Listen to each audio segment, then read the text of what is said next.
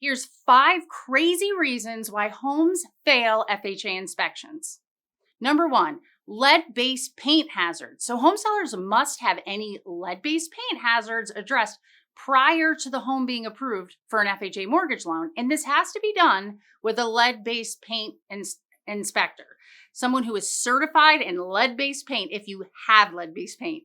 Number 2, well and septic distances. FHA requires that any property using an FHA mortgage that has a well and a septic system must meet minimum distance requirements, which are the well has to be 50 feet from the septic tank. The well has to be 100 feet from the septic tank's drain field, and the well has to be 10 feet from any of the property lines. The third one is structural integrity. Any structural issues such as sagging floors, broken stairs, cracked foundation walls could cause an FHA appraisal to be denied due to safety concerns.